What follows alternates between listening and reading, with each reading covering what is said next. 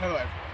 Today, me and my partner Eliezer will be presenting our documentary on the 2011 earthquake and tsunami in Japan, also known as the 2011 Tohoku earthquake. We will be talking about the causes of the earthquake and its social, economical, technological, and environmental effects.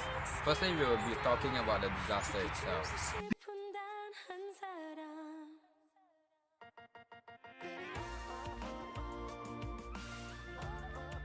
The earthquake was the most powerful earthquake to ever hit Japan and the fourth most powerful earthquake in the world, with a magnitude of 9.0. It caused around 9,500 aftershocks, the most powerful of which had a magnitude of 7.9. It was caused by the sudden movement of the Pacific plate sliding underneath the plate that Japan sits on. The Pacific plate moved very fast compared to other plates during the earthquake. The speed of the shifting made more energy to be generated when it slipped, thus making the earthquake much more severe than other earthquakes. The shifting may have been magnified by the artificial lake called Lake Moniwa. It could have increased the pressure building up in the ground because the water had a tremendous pressure on the ground. This would have increased the shifting of the plates dramatically and so increased the magnitude of the earthquake. Mining had an effect on the solidity of the infrastructure of the buildings. Mining removes rocks from the earth. This reduces the support of the ground, making it weaker. The mining caves will sometimes cave in as a result of the rocks getting weaker and cause a movement in the ground. The earthquake itself caused a massive tsunami to race towards Japan at roughly 804 km per hour. It was generated 1 hour after the earthquake hit. The waves were 29 meters high and traveled 10 kilometers into inland Japan.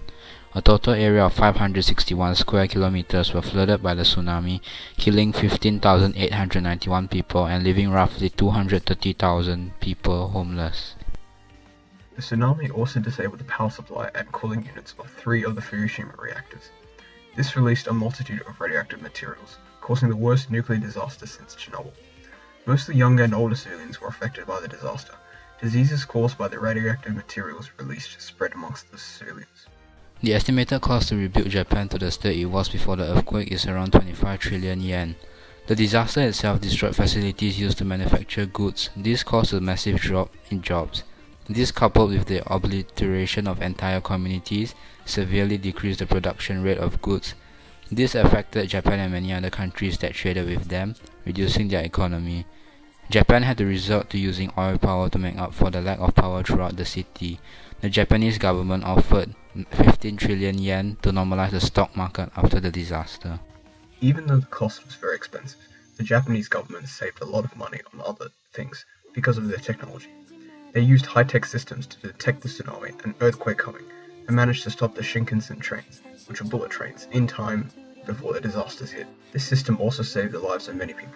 However, the communication and transport links were disrupted. The 3 nuclear plants that had their cooling units disabled were unable to cool down. This caused radioactive metals to melt and release 300 tons of radioactive water into the Pacific Ocean as of July 2013. Low levels of radioactive chemicals that were released were detected along the North American coast offshore Canada and California. The disaster lifted the seafloor by roughly 10 meters because of the Pacific plate sliding underneath the plate that Japan lies on. The Pacific plate slid 50 meters as a result of the earthquake. In comparison, the 2004 earthquake slid the plates by 20 meters. Many landslides occurred and cracks in the ground made it harder to construct buildings because of faults. These caused the destruction of approximately 120,000 buildings and damaged 220,000 others.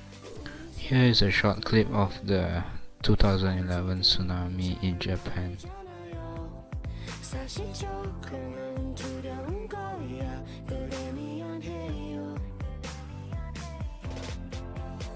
우리 약속하지 말아요. 내일